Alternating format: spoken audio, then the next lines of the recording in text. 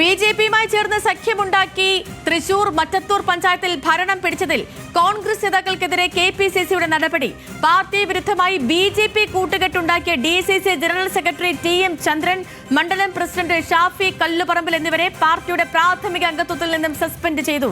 മറ്റത്തൂരിൽ നടന്നത് RSS Congress അവിശുദ്ധ കൂട്ടുകെട്ടാണെന്ന് CPIM ആരോപിച്ചു. പ്രതികരണത്തിലേക്ക്.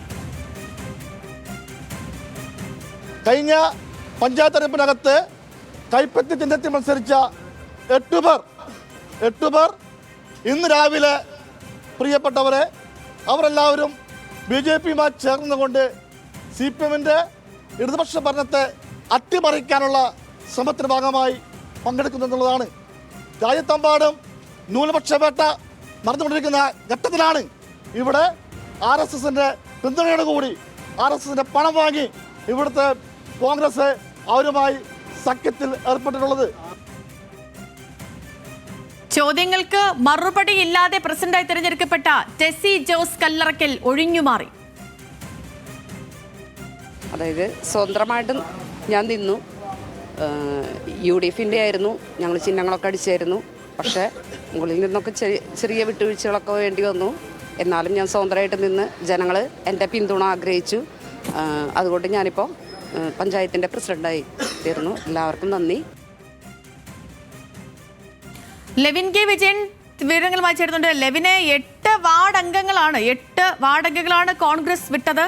പ്രതിഷേധം ഉണ്ടായി, വലിയ പ്രതിഷേധങ്ങൾ നമ്മൾ കണ്ടു. ഒടുവിൽ നടപടി വന്നിരിക്കുന്നു. വിവരങ്ങൾ എങ്ങനെയാണ്? സേതു, കഴിഞ്ഞ കാലത്തൊന്നും നമ്മൾ കേട്ടിട്ടില്ലാത്ത തരത്തിലുള്ള ഒരു രാഷ്ട്രീയ നീക്കമാണ് മറ്റത്തൂർ പഞ്ചായത്തിൽ നടന്നത്. LDFും UDFും അവിടെ 10-10 എന്നുള്ള നിലയിൽ തെരഞ്ഞെടുപ്പിൽ ജനവിധി അനുകൂലമായി. BJPക്ക് അവിടെ 4 അംഗങ്ങളാണ് ഉണ്ടായിരുന്നത്.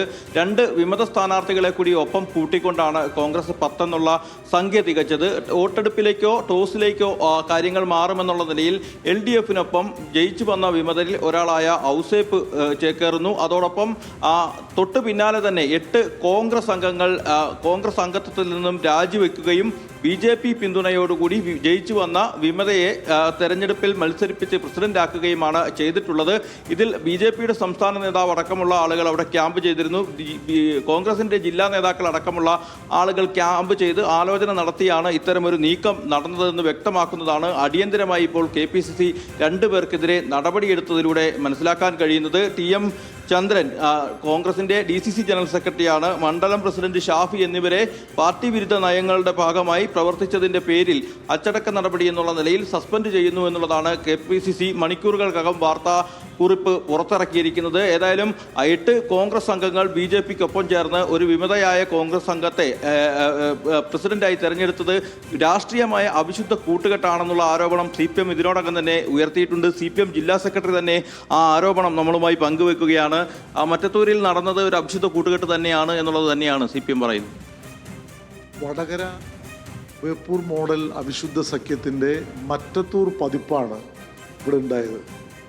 യഥാർത്ഥത്തിൽ 8 കോൺഗ്രസ് അംഗങ്ങൾ ഒറ്റക്കെട്ടായിട്ട് എങ്ങനെയാണ് രാജിവെക്കുക? അപ്പോൾ മുൻകൂർ പ്ലാൻ ചെയ്ത് പാർട്ടിയുടെ അനുമതിയോടുകൂടി നടത്തിയ ഒരു രാജിയായിരുന്നു അത്. ഇപ്പോൾ നടപടി എന്നൊക്കെ പറയുന്നത് ജനങ്ങളുടെ കണ്ണിൽ പൊടിയിടാനുള്ളൊരു തട്ടിപ്പ് മാത്രമാണ്. നിയമസഭാ തെരഞ്ഞെടുപ്പ് വരെ അങ്ങനെ നടപടി എന്ന് പറയുകയും അതിനുശേഷം ഈ സഖ്യവുമായിട്ട് മുന്നോട്ട് പോവുകയും ചെയ്യുക എന്നുള്ളതാണ് അവരുടെ നിലപാട്. യഥാർത്ഥത്തിൽ എങ്ങനെയാണ് കോൺഗ്രസ്സുകാർക്ക് ഒന്നടങ്കം രാജിവെച്ച് BJPയുമായിട്ട് ചേരാൻ കഴിയുന്നത്? അത് ഇവർ നടത്തിക്കൊണ്ടിരിക്കുന്ന BJP അനുകൂല രാഷ്ട്രീയത്തിൻ്റെ പ്രതിഫലനമാണ്. ഒരു ഭാഗത്ത് മറ്റത്തൂരിൽ കോൺഗ്രസ് പാർട്ടിയുടെ 8 അംഗങ്ങൾ ഒന്നിച്ച് BJPയുമായി ചേർന്ന് പഞ്ചായത്ത് ഭരണം പിടിക്കുന്നു. മറ്റൊരിടത്ത് SDPIയുടെ വോട്ടോടുകൂടി പഞ്ചായത്ത് ഭരണം നേടുന്നു. ഇതൊക്കെയാണ് തൃശ്ശൂർ ജില്ലയിൽ കണ്ടത്. ഇത് പലയിടത്തും കേരളത്തിലുണ്ടായതാണ്.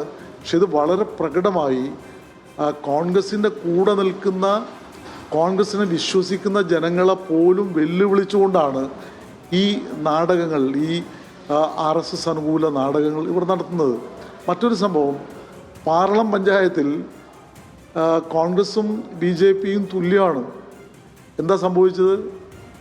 കോൺഗ്രസ്സിലെ ഒരംഗം എന്താ പറയുക, വോട്ട് അസാധുവാക്കി BJP സുന്ദരമായിട്ട് ജയിച്ചു. ഇത് ഈ നാട്ടിലെ ജനങ്ങൾ കാണുകയാണ്. ഇവിടെ വി ഡി സതീശൻ ഉൾപ്പെടെയുള്ള ആളുകൾ കേന്ദ്ര സംസ്ഥാന വിഷയങ്ങളിൽ എടുക്കുന്ന BJP അനുകൂല നിലപാടിൻ്റെ പ്രാദേശികമായിട്ടുള്ള പതിപ്പുകളാണ് ഇതെല്ലാം.